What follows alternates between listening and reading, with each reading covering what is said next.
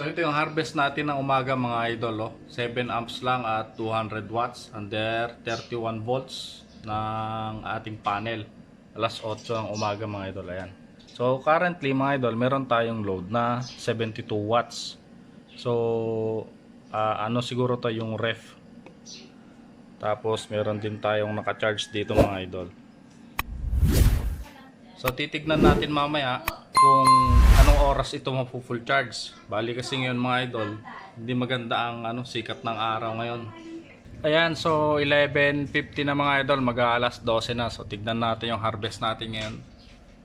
So full charge na tayo, 27.5. At yung indicator natin sa taas nag-blink na, ibig sabihin floating na ang ating charging. Ayan, so wala nang, mababa na lang yung niya, yung amperya na pumapasok kasi full charge na tayo mga idol. Okay, so ngayon pagka ganito ng ating harvest, pwede na tayong mag load ng ating mga appliances gaya ng mga rice cooker mga idol. Ayan, para hindi sayang ang ating harvest kasi alas 11 pa lang eh. Ayan, so dahil wala naman tayong load na mabigat ngayong araw at para hindi sayang ang ating harvest, so gagamitin natin ang rice cooker.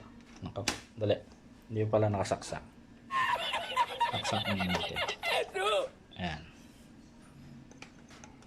Para hindi sayang ang ating harvest. Wow! Wow! Ito ang ating running na ngayon mga idol, load. So meron tayong 395 watts. So ito na yung rice cooker na load natin. So check natin yung ating harvest. Yung ating harvest mga idol. So kanina nasa lang tayo, 3 to 2 amperes yung hina-harvest natin. So dahil meron tayong load ngayon, nasa 15.9. So halos 16 amperes. Ang ating voltage ng ating battery ay tignan nyo naman, 27.5. So parang floating lang siya mga idol. Ayan yung harvest natin dito sa baba, 460 watts at ang ating solar panel voltage. Ayan.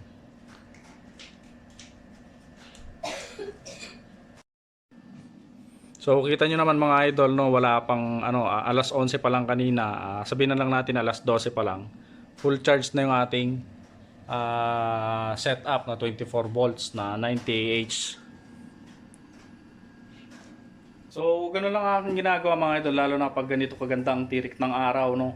Wala pang alas 12, full charge na po talaga tayo dahil basta maganda ang sikat ng araw. So ang ginagawa ko para hindi masayang ang ating harvest, kasi kung hindi mo gagamitin yan, wala lang, tumatapon lang yung harvest mo kasi full charge ka na, wala pang tanghali.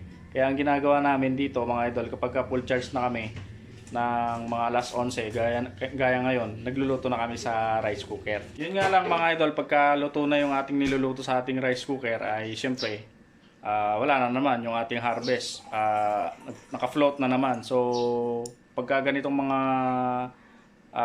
sitwasyon or panahon na napakaganda ng sikat ng araw, at kung meron naman kayong pwedeng magandang maiload na halos dire-diretso hanggang 3 PM, pwede nyo may saksak para hindi sayang yung harvest nyo, gaya ng mga water dispenser mga idol. So yun, pwede yun. So, kung ngayon wala pa tayong water dispenser, so ang niloload lang namin ngayon pagka ganito katirik ang araw ay rice cooker. Kapag kahapon naman mga alas 3 at maganda pa ang sikat ng araw, nagluluto na rin kami ng aming panggabihan na kanin sa rice cooker para hindi sayang. So sa mga ganong bagay mga idol, malaking tulong yun sa ating pang-araw-araw. Malaking tipid na yun kaysa magluto pa kayo sa gasol nyo. So siya pa yung may sisave mga idol. So napapansin nyo siguro mga idol, bakit para ang baba